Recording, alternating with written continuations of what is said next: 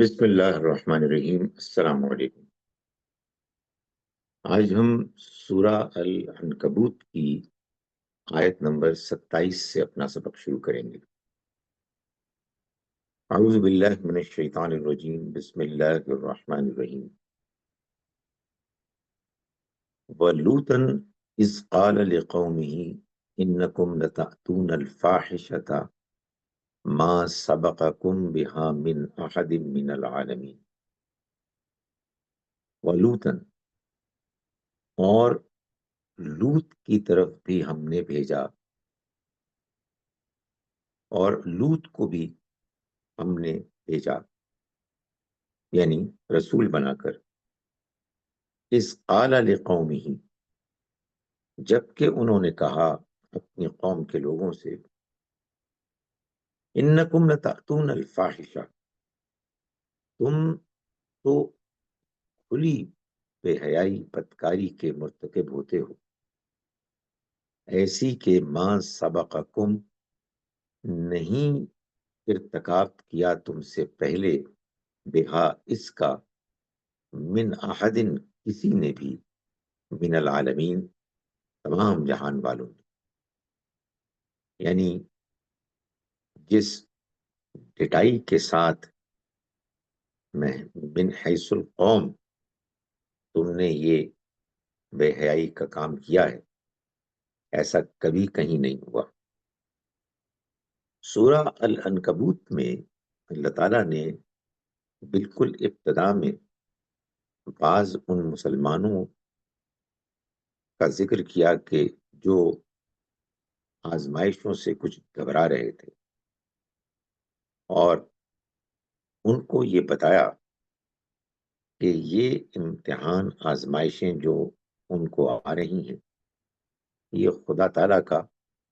ایک طریقہ ہے جو تمام پیغمبروں کے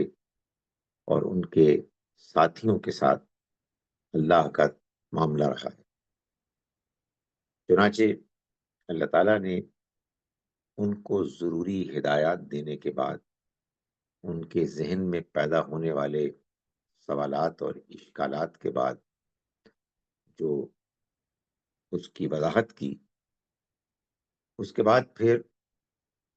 اللہ تعالیٰ نے پیغمبروں کا ذکر کیا، اور میں نے آیت نمبر 28 سے شروع کر دیا، سبق 27 سے ہم کو شروع کرنا تھا، کہ فرمایا کہ وَوَهَبْنَا لَهُ إِسْحَاقَ وَيَعْقُوبَ، ہم نے ان کو عنایت کیے اسحاق اور یعقوب، یعنی ابراہیم علیہ السلام کو، دین کے راستے میں استقامت، اور جو مشکلات آتی ہیں اس میں اپنے آپ کو مضبوطی سے قائم رکھنے کا جو رویہ ہے، اس میں معلوم ہوتا ہے کہ بہت نمایاں مقام ہے ابراہیم علیہ السلام کا، جن کی واقعات کا ایک حصہ اس سے پہلے کی آیات میں بیان ہو گیا، جس میں اللہ تعالیٰ نے یہ بتایا کہ ان کو جب دعوت کے بعد مخالفت کا سامنا کرنا پڑا، تو پھر بالآخر وہ وقت بھی آیا جب قوم نے فیصلہ کیا کہ ان کو آگ میں جھونک دیا جائے،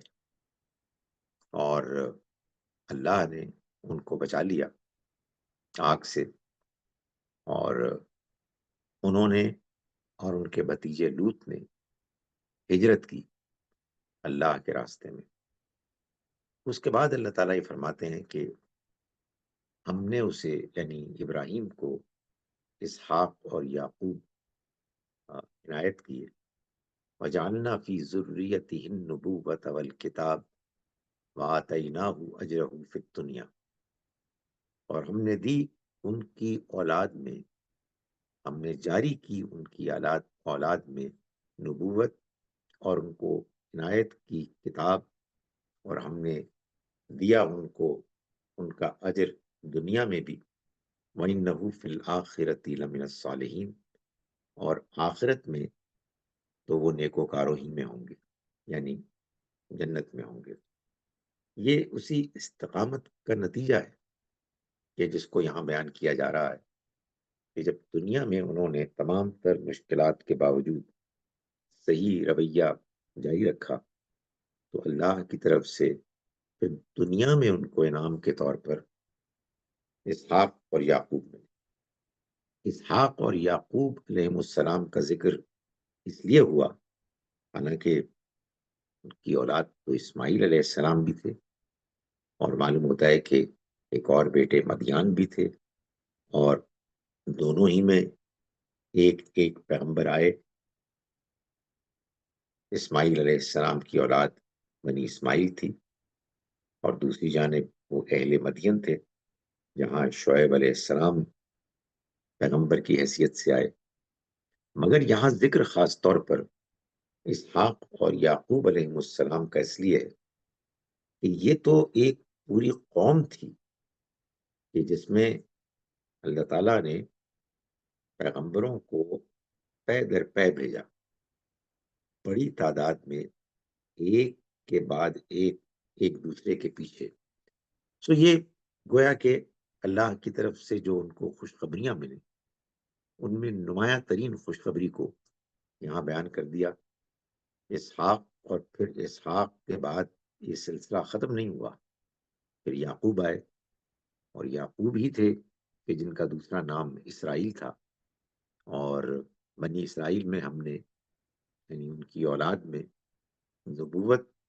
اور کتاب عنایت کی، اور ہم نے ان کو دنیا میں اجر دیا، یعنی ان کی نیکی اور ان کی استقامت کا، اور آخرت میں تو وہ لازماً صالحین میں سے ہوں گے۔ یہ گویا کہ ان لوگوں کو ایک خبر، خوشخبری دی کہ جو اس وقت جب کہ قرآن نازل ہو رہا تھا مشکلات سے دوچار ہو رہے تھے، ان کو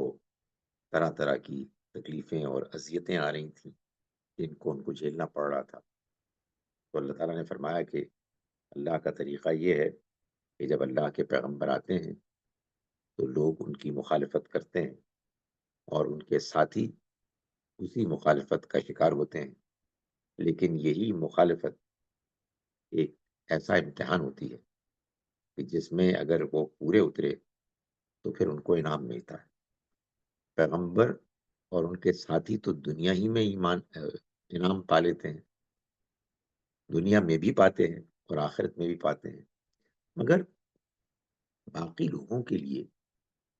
یہ کوئی ضروری نہیں ہے کہ دنیا میں ان کو کوئی نمایاں طور پر انعام نظر آئے۔ آ بھی سکتا ہے، لیکن یہ بھی ہو سکتا ہے کہ وہ آزمائشوں ہی سے گزرے۔ فرمایا کہ ولوطن اذ قال لقومہ، اسی طرح سے ہم نے لوط کو بھی رسول بنا کر بھیجا۔ یہ بات بیان ہو چکی ہے کہ لوط علیہ السلام ابراہیم علیہ السلام کے بھتیجے تھے، اور ابراہیم علیہ السلام نے جب اپنی قوم کو، جس میں ان کے والد بھی شامل تھے، دعوت دی اور انہوں نے انکار کیا، اور انکار کے نتیجے میں انہوں نے مخالفت بھی کی، اور اپنے طور پر تو آگ میں ڈال کر ان کو ختم کرنے کا پورا منصوبہ بھی نافذ کیا، مگر اللہ نے ان کو بچا لیا، تو وہ پھر ہجرت کر کے نکل گئے، اور معلوم ہوتا ہے کہ ان کے ساتھ ان کے بھتیجے لوط علیہ السلام بھی تھے۔ یہی لوط علیہ السلام ہے کہ جو فلسطین کے قریب ہی میں ایک علاقہ تھا جہاں جا کے آباد ہوئے، اور وہاں پر انہوں نے وہاں کے لوگوں کو دعوت بھی دی، اور اگرچہ کہ وہ وہاں سے باہر کے تھے، مگر ان کی قوم میں وقت گزارنا، اور ان کے کردار، اخلاص اور ان کے ساتھ تعلق میں آگے بڑھ کر جو انہوں نے سرگرمی اور وفاداری دکھائی، اس کے نتیجے میں وہ اسی قوم کے ایک فرد مانے جانے لگے۔ تو انہوں نے اپنی قوم سے کہا انکم لتاتون الفاحشہ، تم وہ بدکاری کر رہے ہو، کھلی بدکاری، ما سبقکم بہا، جس کا کہ پہلے اس سے کوئی اس کی مثال نہیں، من احد من العالمین، تمام جہان والوں میں کہیں بھی، یعنی کھل کر تم یہ کر رہے ہو بحیثیت قوم، اور معلوم ہوتا ہے کہ یہ تمہارا وہ رویہ بن گیا ہے کہ جس میں کسی قسم کی کوئی تبدیلی، کوئی لچک آنے کا امکان نہیں۔ اَإِنَّكُمْ لَتَأْتُونَ الرِّجَالَ وَتَقْطَعُونَ السَّبِيلَ، کیا تم مردوں کے پاس جاتے ہو اور فطرت کے راستے کو تم کاٹتے ہو، اس کا خاتمہ کرتے ہو؟ یعنی اللہ نے اس دنیا میں جو نسل کو آگے بڑھانے کا طریقہ اختیار کیا ہے، اس میں اللہ کی طرف سے مرد و عورت کے درمیان جو ایک تعلق کے لیے کشش پیدا کی ہے، وہ اگر اس الٹ انداز میں اپنے ضرورت کی تسکین کو پورا کرنے کے لیے کوئی قوم ایک بڑے پیمانے پر اس کا مظاہرہ کرنے لگے اور یہ وبا کی حیثیت سے پھیل جائے، تو اس کا مطلب یہ ہے کہ اس قوم نے گویا کہ فطرت کے راستے کو ختم کر دیا، اور اللہ کی اسکیم کی مخالفت میں وہ اتنے آگے بڑھ گئے کہ اس کے بعد پھر اب ان کو کچھ نظر نہیں آتا۔ ان کے لیے ان کی خواہشات اتنی بڑی رکاوٹ بن گئی کہ وہ اب سچائی کو، فطرت کو، حقیقت کو دیکھنے سے محروم ہو گئے۔ فرمایا وَتَأْتُونَ فِي نَادِكُمُ الْمُنْكَرَ، اور تم تو اپنی مجلسوں میں اس برائی کا اعلانیہ ارتکاب کرتے۔ سو یہ حال تھا اس قوم کا، اور لوط علیہ السلام نے ان کو اس برائی سے روکنے کے لیے ایڑی چوٹی کا زور لگا دیا، اور معلوم ہوتا تھا کہ ان کی دعوت کا اصل نقطہ یہی ہے۔ حالانکہ ہم جانتے ہیں کہ پیغمبروں کی دعوت تو توحید اور آخرت کی دعوت ہے، اللہ کو ایک ماننا اور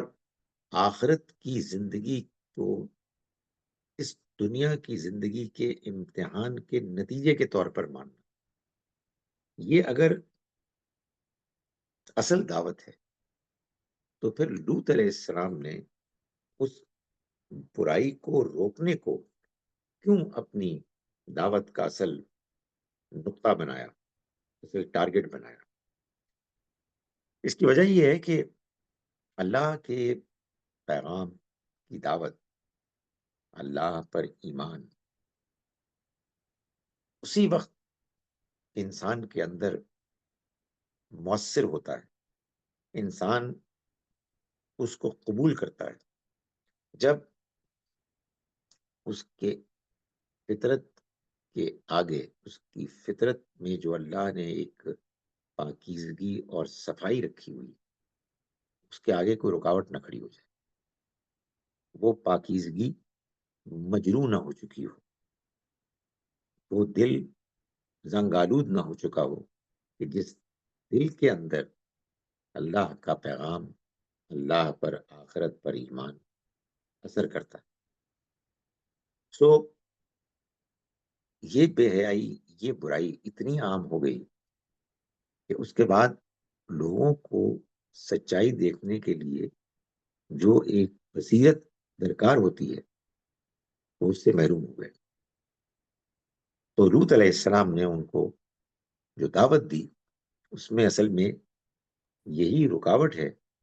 کہ جس کو دور کرنے کے لیے انہوں نے لوگوں کو کہا کہ وہ اپنے اندر کی اس کمزوری کو ختم کریں۔ یہ کمزوری ختم ہو جاتی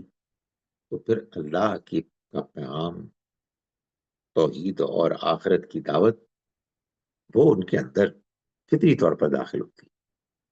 فما کان جواب قومی، تو ان کی قوم کا کوئی جواب نہیں تھا، الا ان قالوا، سوائے اس کے کہ انہوں نے کہا، ائتنا بعذاب،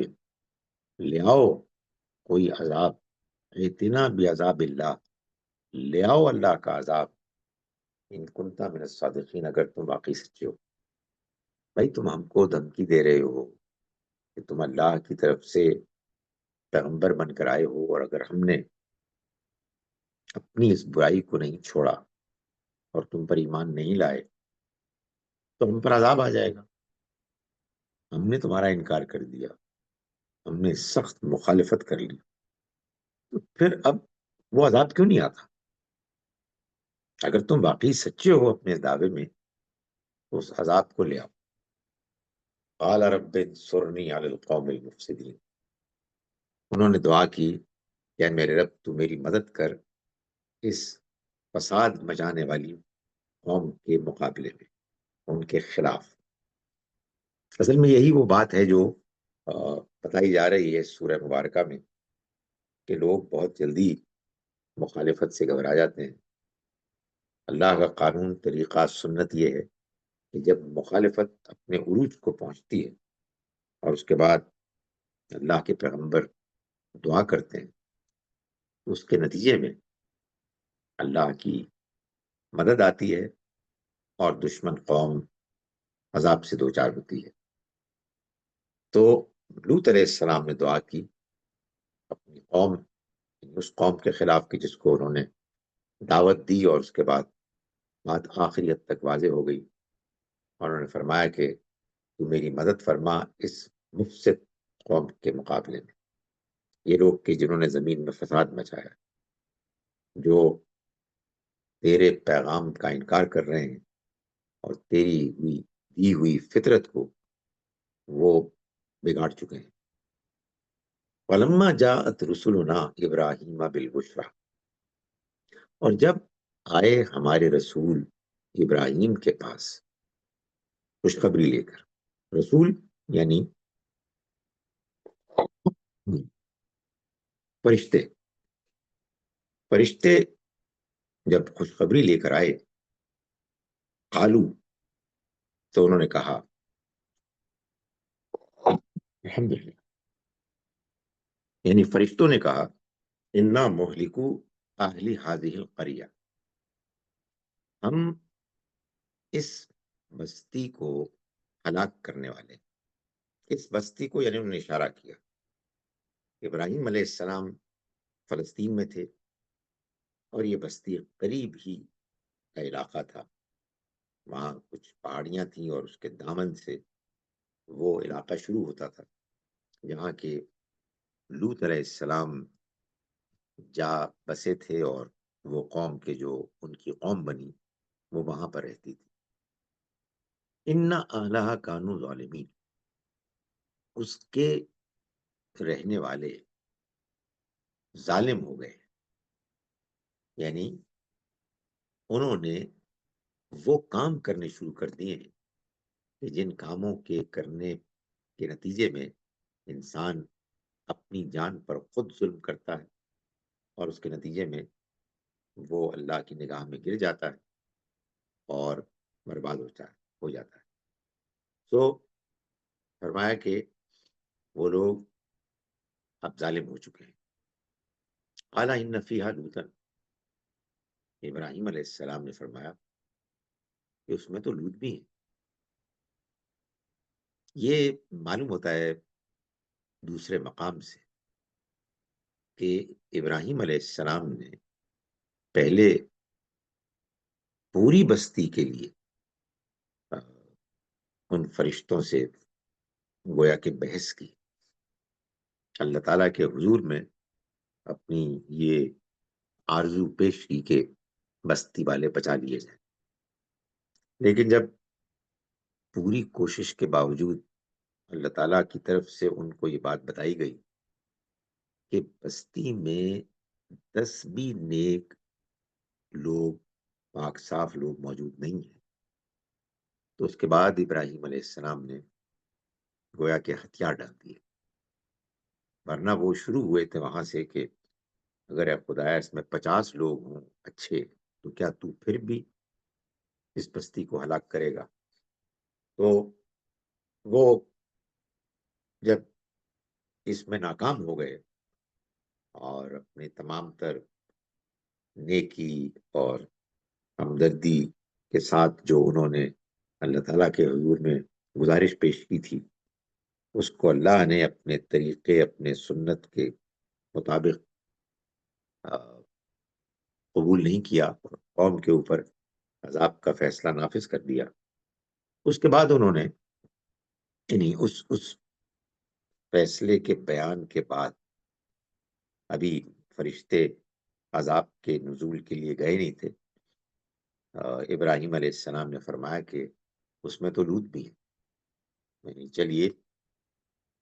ساری قوم تو ہم اب نہیں کہتے کہ ان کو بچایا جائے، لیکن لوط کو تو بچا لیا جائے. قالوا نحن اعلم بمن فیہا، انہوں نے جواب میں کہا یعنی فرشتوں نے، ہم خوب جانتے ہیں کہ ان میں کون ہے. لننجینہ واہلہ، ہم لازماً ان کو بچا لیں گے اور ان کے گھر والوں کو. الا امرأتہ، سوائے ان کی بیوی کے، کانت من الغابرین، وہ پیچھے رہ جانے والوں میں سے ہوگی، یعنی وہ نہیں بچے گی. معلوم ہوتا ہے کہ لوط علیہ السلام کی بیوی اپنی قوم کے تعصب میں اتنی آگے بڑھ گئی کہ انہوں نے اپنے شوہر کی آ، جو دعوت ہے اس کو کوئی اہمیت نہیں دی. ان کے گھر میں اللہ کی وحی آتی تھی، وہ اللہ کی ہدایت سے محروم ہو گئی. اس سے یہ بھی صاف معلوم ہوتا ہے کہ کسی فرد کا کسی بھی انسان کے ساتھ، چاہے وہ پیغمبر ہی کیوں نہ ہو، ایک جو ذاتی تعلق ہے اس سے کوئی نجات میں فرق نہیں پڑے گا، چاہے وہ ابراہیم علیہ السلام کے والد ہوں، چاہے وہ نوح علیہ السلام کے بیٹے ہوں، چاہے وہ لوط علیہ السلام کی بیوی ہو. یہ اتنے قریبی تعلقات تھے، اتنے قریبی رشتے تھے، لیکن اس کے باوجود چونکہ ان کا رویہ عمل ٹھیک نہیں تھا، اس وجہ سے وہ اللہ کی نگاہ میں گر گئے اور اس کی سزا کے مستحق ہے. فلما ان جاءت رسلنا لوطا، اور جب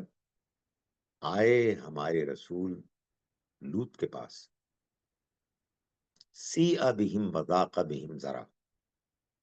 تو وہ سخت پریشان ہوئے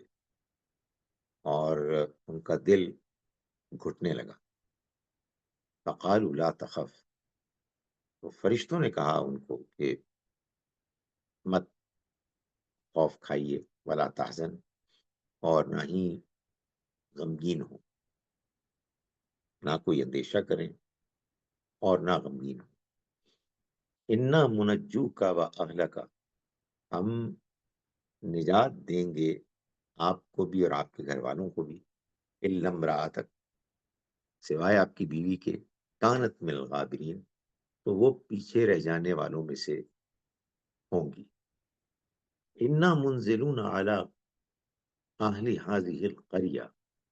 ہم تو نازل کرنے والے ہیں اس بستی کے اوپر رجزم من السماء، آسمان سے عذاب، بما کانوا یفسقون، اس وجہ سے کہ جو وہ نافرمانی کرتے، ان کی نافرمانیوں کی وجہ سے یہ عذاب نازل ہونے والا ہے. وَلَقَدْ تَرَكْنَا مِنْهَا، اور ہم نے چھوڑ دیا اس میں، یعنی اس بستی میں ہم نے چھوڑ دی آیتن بینتن، ایک کھلی نشانی، واضح نشانی، لقومی یعقلون، ان لوگوں کے لیے کہ جو عقل سے کام لیں. یعنی یہ نشانی تو موجود ہے، وہ کھنڈرات تو آج بھی دکھائی دیتے ہیں، لیکن یہ نشانی ان لوگوں کے لیے ہوگی کہ جو عقل سے کام لیں، جو بات کو سمجھنے کے لیے تیار ہو، جو جب ان کھنڈرات کو دیکھیں، ان الٹی ہوئی بستیوں کو دیکھیں، تو اس سے زیادہ کہ وہ یہ طے کرنے میں وقت صرف کریں کہ یہ کتنی پرانی کوئی بستی ہوگی اور اس میں کس قسم کی تہذیب تھی اور اس میں رہنے والوں کی تعداد کتنی ہو سکتی ہے، ان معلومات کی بجائے اگر وہ زیادہ اس بات کو سمجھنے کی کوشش کریں کہ یہ بستی جو ایک زمانے میں معلوم ہوتا ہے کہ خوب آباد تھی لیکن اب کھنڈر بن گئی ہے، تو اس کے پیچھے کیا داستان ہے، کیوں ایسا ہوا؟ یہ ظاہر ہے وہی لوگ کر سکتے ہیں، اس انداز میں سوچ سکتے ہیں کہ جو اپنی عقل کا صحیح استعمال کرے۔ فرمایا کہ اس میں بڑی نشانیاں ہیں ان لوگوں کے لیے کہ جو عقل سے کام لیں۔ اس کے بعد فرمایا کہ وَإِلَىٰ مَدْيَنَ أَخَاهُمْ شُعَيْبًا، اور ہم نے مدین کی طرف بھیجا ان کے بھائی شعیب کو۔ یہ جیسا کہ میں نے گزارش کی کہ یہ ابراہیم علیہ السلام جی کے بیٹے مدیان کی اولاد میں سے ہیں، اور یہ بھی اللہ کے پیغمبر تھے۔ فقال یا قوم اعبدوا اللہ، تو انہوں نے اپنی قوم سے کہا کہ تم اللہ کی عبادت کرو، ورجو الیوم الآخرہ، اور آخرت کے امیدوار ہو، آخرت کے منتظر ہو، فلا تعثوا فی الارض مفسدین، اور زمین میں تم فساد برپا نہ کرو، یعنی ایسے رہو جیسے کہ اللہ نے تم سے تمہاری فطرت میں چاہا ہے، اور پھر اسی فطرت کے مطابق اس کو مزید مضبوط کرنے کے لیے، کنفرم کرنے کے لیے اللہ نے اپنی وحی نازل،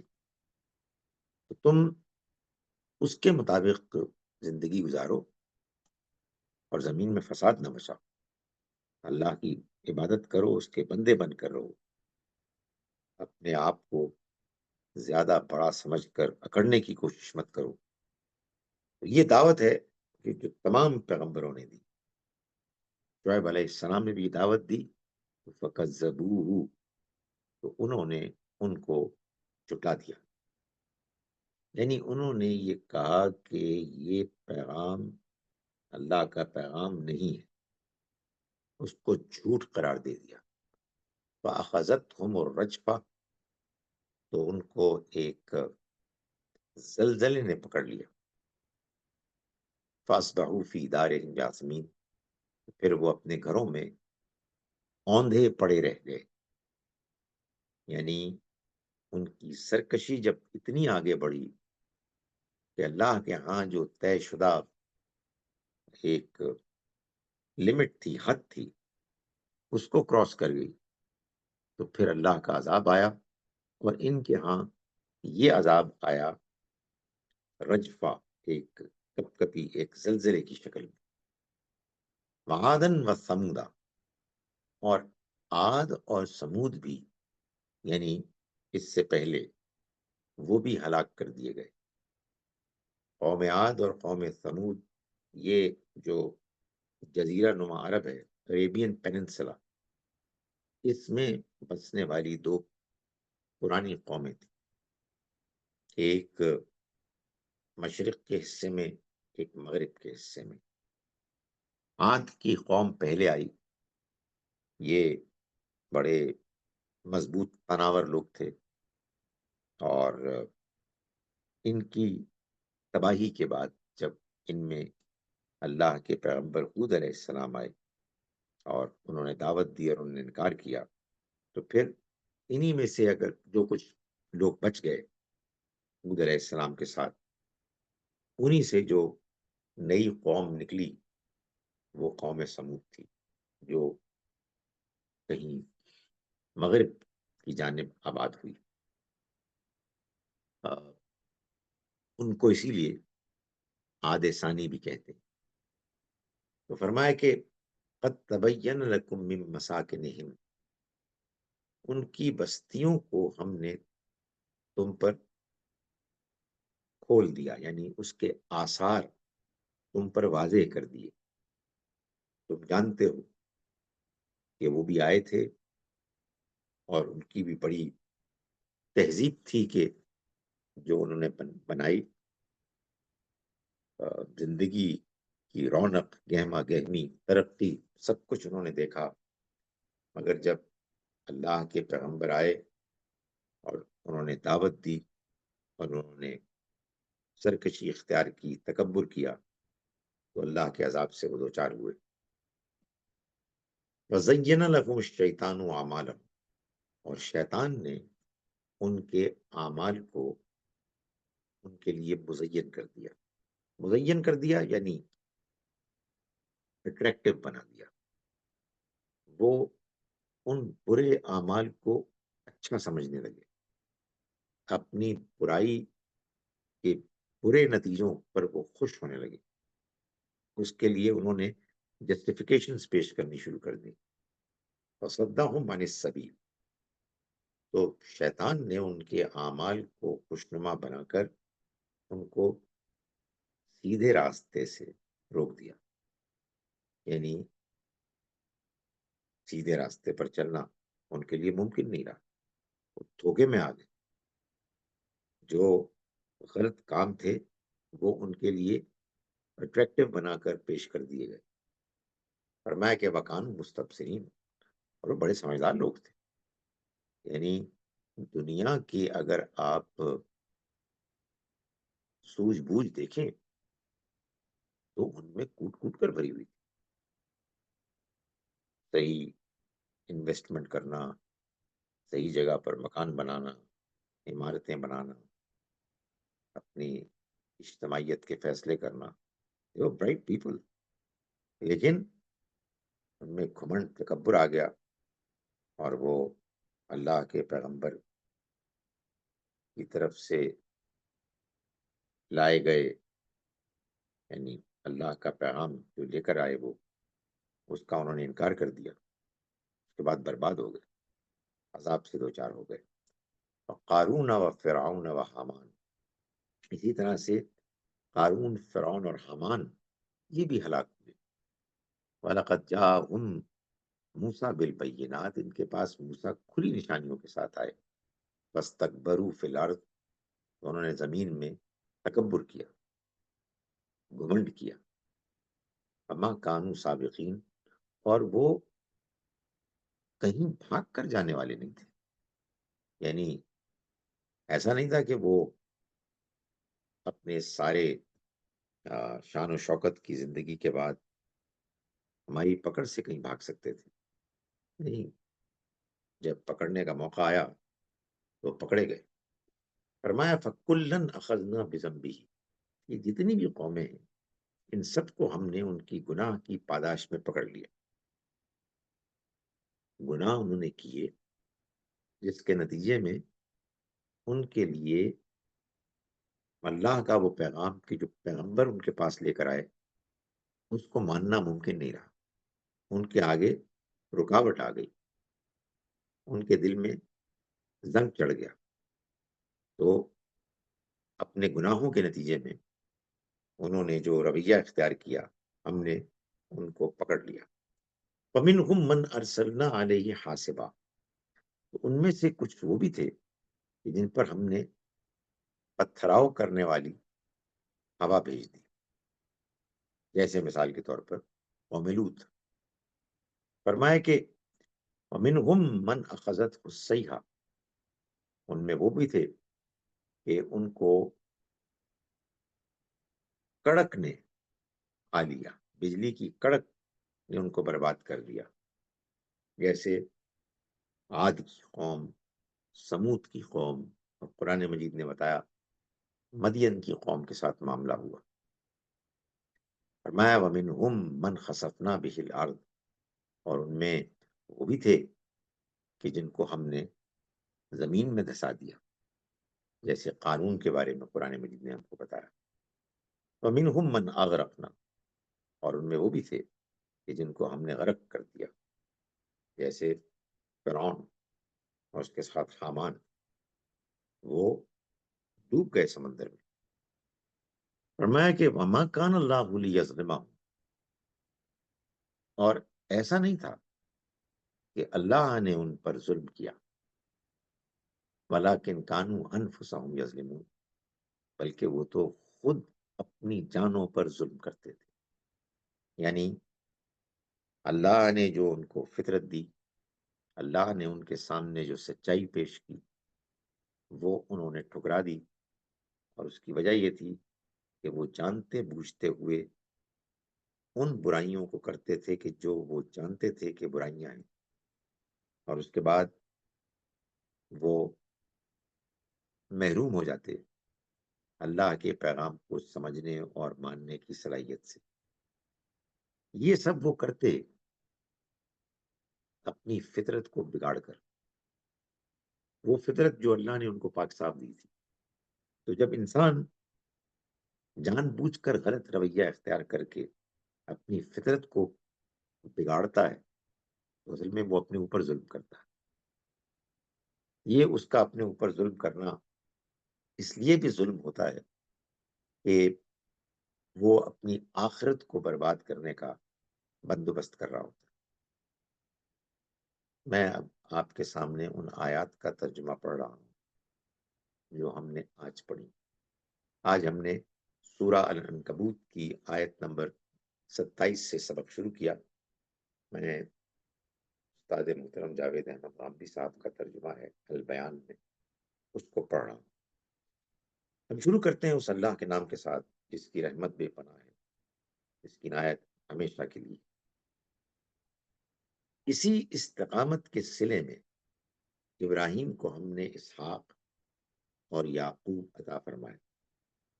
اور اس کی اولاد میں نبوت جاری کی اور انہیں کتاب کا حامل بنایا، اور اس کا اجر اسے دنیا میں دیا اور آخرت میں بھی. وہ یقیناً ہمارے نیک بندوں میں سے ہوگا. اسی طرح لوط کو رسول بنا کر بھیجا جب اس نے اپنی قوم سے کہا کہ تم لوگ کھلی بدکاری کے مرتکب ہوتے ہو. تم سے پہلے دنیا کی کسی قوم نے اس ڈٹائی کے ساتھ اور اس طرح قومی حیثیت میں اس کا ارتکاب نہیں کیا. کیا تم مردوں کے پاس جاتے ہو اور فطرت کی راہ مارتے ہو اور اپنی مجلسوں میں اعلانیہ اس برائی کا ارتکاب کرتے ہو؟ اس پر اس کی قوم کا جواب اس کے سوا کچھ نہ تھا کہ انہوں نے کہا اگر تم سچے ہو تو ہم پر اللہ کا عذاب لے آؤ. لوط نے دعا کی کہ میرے پروردگار، ان مفسد لوگوں کے مقابلے میں میری مدد فرما. اور اس کی یہ دعا اس طرح قبول ہوئی کہ ہمارے فرشتے فرستادے جب ابراہیم کے پاس خوشخبری لے کر آئے تو انہوں نے اسے بتایا کہ ہم اس بستی کے لوگوں کو ہلاک کرنے والے ہیں، اس لیے کہ اس کے لوگ ظالم ہو چکے ہیں. ابراہیم نے کہا اس میں تو لوط بھی ہے. انہوں نے جواب دیا کہ اس میں جو لوگ بھی ہیں انہیں ہم خوب جانتے ہیں. آپ مطمئن رہیے، ہم لوط کو اور اس کے سب گھر والوں کو ضرور بچا لیں گے، اس کی بیوی کے سوا. وہ البتہ پیچھے رہ جانے والوں میں سے ہوگی. اور جب یہ ہوا کہ ہمارے فرستادے لوط کے پاس پہنچے تو ان کے آنے سے وہ سخت پریشان اور تنگ دل ہوئے. ان کی پریشانی دیکھ کر انہوں نے تسلی دی کہ نہ اندیشہ کرو، نہ رنجیدہ ہو. تمہاری بیوی کے سوا ہم تمہیں اور تمہارے سب گھر والوں کو بچا لیں گے. وہ پیچھے رہ جانے والوں میں سے ہے. اس بستی کے لوگوں پر ہم نے ان کی نافرمانیوں کی پاداش میں آسمان سے عذاب اتارنے والے اس بستی پر کے لوگوں پر ہم ان کی نافرمانیوں کی پاداش میں آسمان سے عذاب اتارنے والے ہیں. قریش کے لوگوں، اس کی ایک واضح نشانی ہم نے ان لوگوں کے لیے باقی رکھی ہے جو عقل سے کام لیں. اور مدین والوں کی طرف ہم نے ان کے بھائی شعیب کو بھیجا. پھر اس نے دعوت دی کہ میری قوم کے لوگوں، اللہ کی بندگی کرو اور آخرت کے منتظر رہو اور زمین میں فساد برپا نہ کرو. پھر انہوں نے اسے جھٹلا دیا تو آخر کار ایک زلزلے نے انہیں پکڑ لیا. پھر وہ اپنے گھروں میں اوندھے پڑے رہ گئے. عاد اور سمود کو بھی ہم نے اسی طرح ہلاک کر دیا ان کی بستیوں کے آثار بھی تم پر کھلے ہوئے ہیں۔ ان کے اعمال شیطان نے ان کے لیے خوشنما بنا دیے اور انہیں راہ راست سے روک دیا، حالانکہ وہ بڑے ہی ہوشیار تھے، اور قارون اور فرعون اور حامان کو بھی ہلاک کر دیا۔ موسیٰ ان کے پاس کھلی کھلی نشانیاں لے کر آئے، تاہم انہوں نے بھی زمین میں گھمنڈ کیا، اور وہ بھی ہم سے کہیں بھاگ کر نہیں جا سکے۔ تو ان میں سے ہر ایک کو ہم نے اس کے گناہ کی پاداش میں پکڑا۔ پھر ان میں سے کوئی تھا کہ اس پر ہم نے پتھراؤ کرنے والی ہوا بھیج دی، اور کوئی تھا کہ اس کو کڑک نے آ لیا، اور ان میں سے کوئی تھا کہ اسے ہم نے زمین میں دھسا دیا، اور کوئی تھا کہ اس کو ہم نے غرق کر دیا۔ حقیقت یہ ہے کہ اللہ ان پر ظلم کرنے والا نہیں تھا،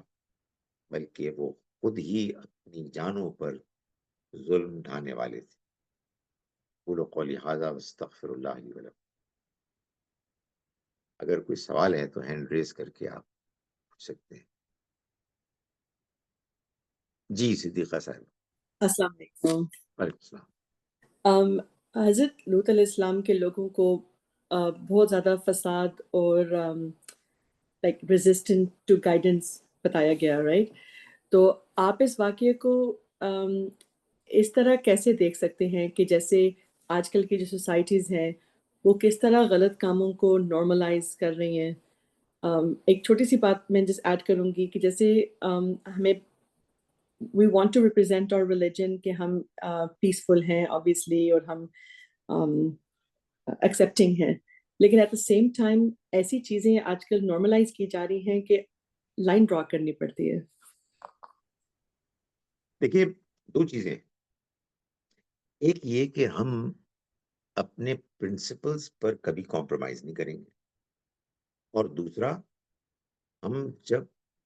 دعوت دیں گے تو حکمت کے ساتھ دیں گے۔ حکمت کے ساتھ دعوت دینے کا مطلب یہ ہے کہ ہم یہ دیکھیں گے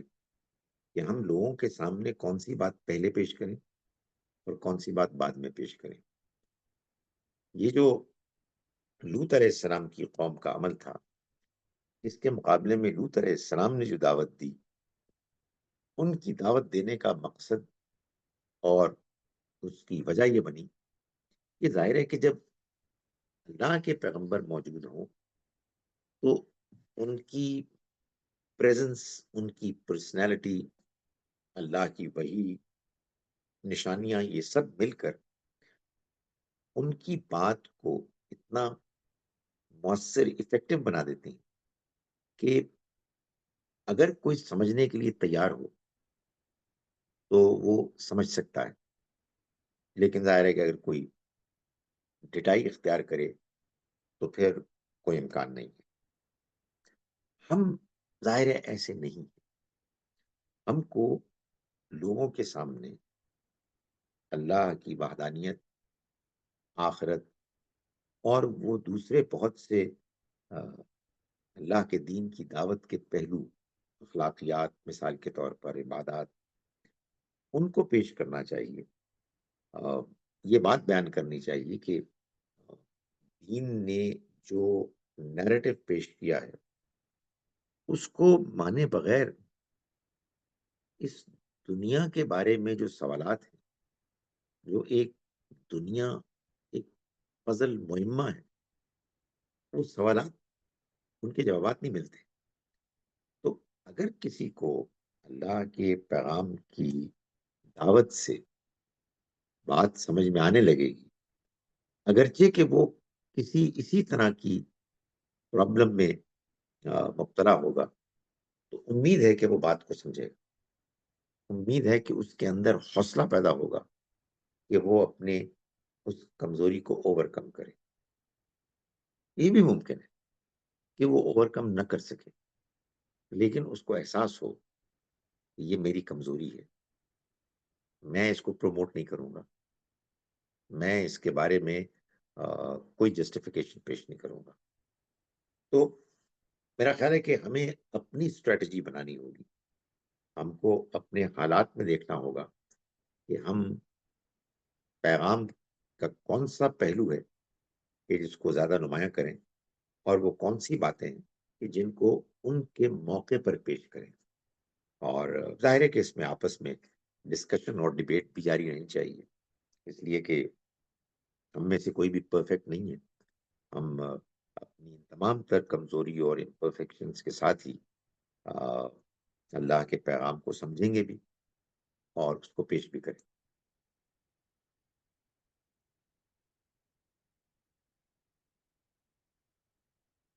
جی، چلیے، اس کا مطلب ہے کہ اب انشاءاللہ اگلے جمعرات/جمعہ کو